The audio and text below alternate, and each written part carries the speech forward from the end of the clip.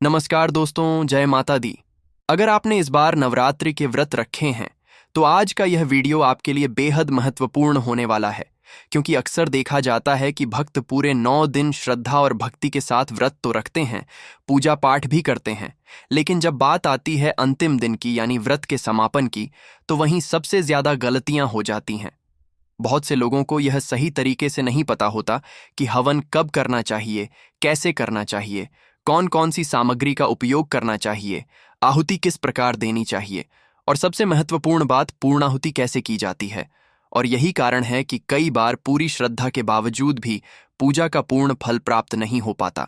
इसलिए आज के इस वीडियो में हम आपको संक्षेप में नहीं, बल्कि पूरी विस्तार से, आसान भाषा में, लेकिन शास्त्रों के अनुसार सही और पूर्ण हवन विधि बताएंगे, ताकि आप अपने घर पर ही बिना किसी पंडित के भी पूरी श्रद्धा और सही विधि से हवन कर सकें और माता रानी की कृपा प्राप्त कर सकें। सबसे पहले यह समझना बहुत जरूरी है कि नवरात्रि के व्रत का समापन केवल पारण करके नहीं होता, बल्कि उससे पहले हवन और कन्या पूजन करना अनिवार्य माना गया है। खासकर इस बार की नवरात्रि में, जो कि 8 दिनों की है और अष्टमी तथा नवमी एक ही दिन पड़ रही है, ऐसे में हवन और कन्या पूजन का महत्व और भी अधिक बढ़ जाता है। शास्त्रों के अनुसार नवरात्रि के अंतिम दिन किया गया हवन ही पूरे व्रत और पूजा को पूर्णता प्रदान करता है। यह हवन केवल एक धार्मिक क्रिया नहीं है, बल्कि यह एक दिव्य प्रक्रिया है, जिसके माध्यम से हम अग्निदेव को साक्षी मानकर देवी देवताओं को आहुति अर्पित करते हैं। अग्नि को देवताओं का मुख कहा गया है, यानी जो भी हम अग्नि में अर्पित करते हैं वह सीधे देवताओं तक पहुंचता है। लेकिन यहां एक बात बहुत ध्यान रखने वाली है कि हवन केवल सामग्री डाल देने से पूरा नहीं होता, बल्कि उसकी एक सही विधि होती है, सही मंत्र होते हैं और सबसे महत्वपूर्ण होती है श्रद्धा और शुद्ध भावना। यदि हवन किसी भी तरह से बिना विधि के या बिना भावना के किया जाए तो शास्त्रों में उसे स्वीकार नहीं किया जाता और वह निष्फल हो सकता है। इसलिए यह जरूरी है कि आप जो भी आहुति दें वह सही मंत्र और सही भाव के साथ दें, ताकि देवता उसे स्वीकार करें और आपकी पूजा सफल हो। अब बात करते हैं हवन की तैयारी की, क्योंकि बिना तैयारी के कोई भी पूजा या हवन पूर्ण नहीं होता। हवन करने से पहले सबसे पहले आपको स्वयं को शुद्ध करना होता है। इसलिए सुबह उठकर स्नान करें, साफ सुथरे कपड़े पहनें और मन को शांत रखें। इसके बाद जिस स्थान पर आपको हवन करना है उस स्थान को गंगा जल से पवित्र करें। अगर संभव हो तो उस स्थान को गोबर से लीप सकते हैं, क्योंकि यह स्थान को और अधिक पवित्र बनाता है। लेकिन अगर यह संभव ना हो तो केवल गंगा जल छिड़कना भी पर्याप्त है। इसके बाद आप पूर्व दिशा या उत्तर दिशा की ओर मुख करके आसन पर बैठ जाएं। ध्यान रखें कि हवन के दौरान आपको बार बार उठना नहीं है, इसलिए सभी सामग्री पहले से अपने पास रख लें। अब बात करते हैं हवन सामग्री की, क्योंकि सही सामग्री का होना भी बहुत जरूरी है। हवन के लिए सबसे पहले आपको हवन कुंड की आवश्यकता होगी। अगर आपके पास हवन कुंड नहीं है तो आप मिट्टी का बड़ा और चौड़ा दिया ले सकते हैं, या कोई मिट्टी का पात्र भी इस्तेमाल कर सकते हैं। और अगर वह भी उपलब्ध नहीं है तो आप जमीन पर रेत बिछाकर चारों ओर ईंटें लगाकर बीच में हवन करने के लिए जगह बना सकते हैं। इसके अलावा आपको सूखी आम की लकड़ी, देसी घी, कपूर, गंगाजल, पान के पत्ते, सुपारी, कलावा, आम के पत्ते, लोबान, गुग्गल, जौ, काले तिल, चावल, शहद, लौंग, इलायची, खीर या हलवा और हवन सामग्री की जरूरत होगी। सूखा नारियल पूर्णाहुति के लिए रखा जाता है, लेकिन अगर वह उपलब्ध ना हो तो भी आप हवन कर सकते हैं। अब जब आपकी तैयारी पूरी हो चुकी है तो हवन शुरू करने से पहले सबसे महत्वपूर्ण होता है संकल्प और प्रार्थना। आपको हाथ जोड़कर सच्चे मन से माता रानी से प्रार्थना करनी है कि हे माँ दुर्गा, मैं अपनी श्रद्धा और भक्ति के साथ यह पवित्र हवन कर रहा हूं या कर रही हूं। अगर मुझसे किसी भी प्रकार की कोई गलती हो जाए, मंत्र उच्चारण में या विधि में कोई कमी रह जाए, तो मुझे क्षमा करें और मेरी इस पूजा को स्वीकार करें। यह प्रार्थना बहुत जरूरी होती है, क्योंकि इससे आपकी पूजा में शुद्धता और विनम्रता आती है। इसके बाद आप हवन कुंड में आम की लकड़ियां रखें, उसके ऊपर थोड़ा सा कपूर रखें और अग्नि प्रज्वलित करें। अग्नि जलाते समय ओम श्री गणेशाय नमः का उच्चारण करें, क्योंकि हर शुभ कार्य की शुरुआत गणेश जी के नाम से होती है। इसके बाद अग्निदेव को प्रणाम करें और हवन की शुरुआत करें। अब आता है सबसे महत्वपूर्ण भाग, आहुति देना। आहुति देते समय आपको हर बार एक मंत्र का उच्चारण करना होता है और स्वाहा शब्द के साथ ही सामग्री को अग्नि में अर्पित करना होता है। यदि आपको ज्यादा मंत्र नहीं आते हैं तो आप केवल एक सरल मंत्र से भी पूरा हवन कर सकते हैं, और वह मंत्र है ओम दुम दुर्गाय नमः स्वाहा। हर आहुति के साथ इस मंत्र का उच्चारण करें और स्वाहा कहते ही सामग्री अग्नि में डाल दें। आप 5, 7, 11, 21, 51 या 108 बार आहुति दे सकते हैं, जितनी आपकी श्रद्धा और समय के अनुसार संभव हो। ध्यान रखें कि हवन करते समय आपका मन पूरी तरह से शांत और एकाग्र होना चाहिए। बीच में किसी से बातचीत नहीं करनी है, इधर उधर नहीं देखना है और ना ही बार बार उठना बैठना है। पूरे समय माता रानी का ध्यान अपने मन में रखें। अब अगर आप थोड़ा और विधिपूर्वक हवन करना चाहते हैं तो आप अलग अलग मंत्रों के साथ भी आहुति दे सकते हैं, जैसे कि ओम ऐं ह्रीं क्लीं चामुंडाय विच्छे स्वाहा या दुर्गा सप्तशती के मंत्रों के साथ 108 आहुति दे सकते हैं। इसके अलावा आप नवदुर्गाओं के नाम से भी आहुति दे सकते हैं, जिससे हवन और भी फलदायी हो जाता है।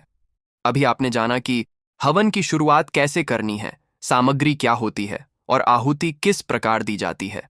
अब आगे बढ़ते हैं हवन के सबसे महत्वपूर्ण और अंतिम भाग की ओर, जिसे कहा जाता है पूर्णाहुति। बहुत से लोग यहीं पर सबसे बड़ी गलती कर देते हैं, क्योंकि उन्हें पूर्णाहुति की सही विधि नहीं पता होती। जबकि शास्त्रों के अनुसार यदि पूर्णाहुति सही तरीके से ना की जाए तो पूरा हवन अधूरा रह सकता है। इसलिए इस भाग को बहुत ध्यान से समझना बेहद जरूरी है। पूर्णाहुति का अर्थ होता है हवन की अंतिम और सबसे महत्वपूर्ण आहुति, जिसमें हम अपनी पूरी श्रद्धा, संकल्प और भावना को एक साथ समर्पित करते हैं। यह केवल एक आहुति नहीं होती, बल्कि यह पूरे हवन का सार होती है। पूर्णाहुति के लिए सामान्यतः सूखे नारियल का उपयोग किया जाता है। आपको एक सूखा नारियल लेना है और उसके ऊपरी भाग को थोड़ा सा काटकर उसमें हवन सामग्री, थोड़ा सा घी, जौ, तिल और अन्य सामग्री भर देनी है। इसके बाद उस नारियल के मुंह को कलावे से बांधना है और उसे घी में हल्का सा डुबोना है। अब जब आपकी पूर्णाहुति तैयार हो जाए तो ध्यान रखें कि यह हमेशा बड़े हवन कुंड में ही की जानी चाहिए। यदि आप छोटे मिट्टी के दिए में हवन कर रहे हैं तो उसमें पूर्णाहुति करना सही नहीं माना जाता, क्योंकि पूर्णाहुति के समय अग्नि तेज हो सकती है और नारियल फट भी सकता है। इसीलिए इस समय विशेष सावधानी बरतनी बहुत जरूरी है।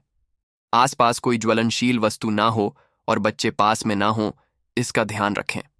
अब पूर्णाहुति देते समय आपको विशेष मंत्र का उच्चारण करना होता है। आप ओम पूर्णमदः पूर्णमिदं पूर्णात् पूर्णमुदच्यते पूर्णस्य पूर्णमादाय पूर्णमेवावशिष्यते स्वाहा, इस मंत्र का उच्चारण करते हुए नारियल को अग्नि में अर्पित करें। इसके साथ ही आप ओम दुम दुर्गाय नमः स्वाहा मंत्र का भी उच्चारण कर सकते हैं। जैसे ही आप पूर्णाहुति दें, उसी क्षण मन में माता रानी का ध्यान करें और अपनी सारी इच्छाएं, प्रार्थनाएं और भाव उस अग्नि के माध्यम से उन्हें समर्पित कर दें। पूर्णाहुति के बाद हवन समाप्त नहीं होता, बल्कि उसके बाद भी कुछ महत्वपूर्ण प्रक्रियाएं होती हैं जिन्हें करना जरूरी होता है। जैसे कि जो भी हवन सामग्री बची हुई है उसे भी अग्नि में अर्पित करना चाहिए। इसके साथ ही आप अलग अलग देवताओं के नाम से भी आहुति दे सकते हैं, जैसे ओम गणेशाय नमः स्वाहा, ओम शिवाय नमः स्वाहा, ओम विष्णवे नमः स्वाहा, ओम ब्रह्मणे नमः स्वाहा आदि। इससे आपका हवन और भी पूर्ण और फलदायी हो जाता है। अब बात करते हैं विशेष मंत्रों की, जिन्हें आप हवन के दौरान या अंत में उपयोग कर सकते हैं, जैसे कि ओम जयंती मंगला काली भद्रकाली कपालिनी दुर्गा क्षमा शिवा धात्री स्वाहा। यह मंत्र माता रानी को अत्यंत प्रिय माना जाता है। इसके अलावा ओम शरणागत दीनार्थ परित्राण परायणे सर्वस्यार्ति हरे देवी नारायणी नमोस्तुते स्वाहा। यह मंत्र भी अत्यंत शक्तिशाली है। अगर आप इन मंत्रों का उच्चारण करते हुए आहुति देते हैं तो आपकी पूजा का प्रभाव कई गुना बढ़ जाता है। अब जब आपका हवन पूरी तरह से संपन्न हो जाए तो उसके बाद सबसे जरूरी होता है क्षमा प्रार्थना, क्योंकि हम इंसान हैं और हमसे जाने अनजाने में कई गलतियां हो सकती हैं। इसलिए हाथ जोड़कर माता रानी से प्रार्थना करें कि हे माँ, अगर मुझसे इस हवन में किसी भी प्रकार की कोई गलती हो गई हो, मंत्रों के उच्चारण में या विधि में कोई त्रुटि रह गई हो, तो कृपया मुझे क्षमा करें और मेरी इस पूजा को स्वीकार करें। इसके बाद अग्नि देवता को प्रणाम करें और सभी नवदुर्गाओं का ध्यान करें। मन में यह भाव रखें कि माता रानी आपकी भक्ति से प्रसन्न होकर आपके जीवन में सुख, शांति और समृद्धि प्रदान करें। अब बात आती है कन्या पूजन की, जो कि नवरात्रि व्रत का एक बहुत ही महत्वपूर्ण भाग है। हवन के बाद आपको कन्या पूजन अवश्य करना चाहिए। 2, 5, 7 या 9 छोटी कन्याओं को घर बुलाकर उन्हें माता का रूप मानकर पूजन करें। उनके पैर धोएं, उन्हें तिलक लगाएं, फूल चढ़ाएं और उन्हें भोजन कराएं।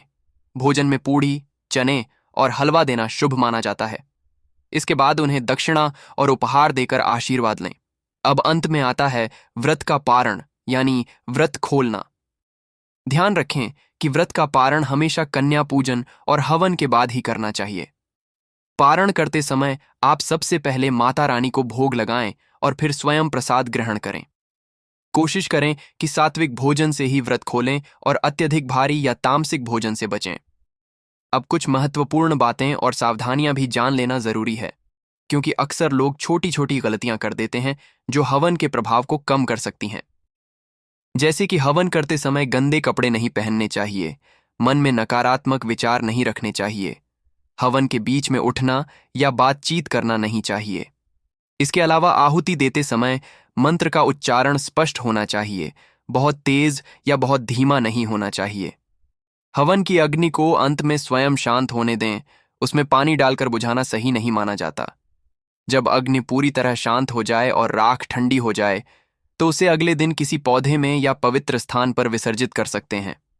सबसे महत्वपूर्ण बात यह है कि हवन में केवल विधि ही नहीं, बल्कि आपकी भावना सबसे ज्यादा मायने रखती है। अगर आपकी भक्ति सच्ची है, मन शुद्ध है और भावना पवित्र है, तो माता रानी आपकी हर आहुति को स्वीकार करती हैं और आपको मनचाहा फल प्रदान करती हैं।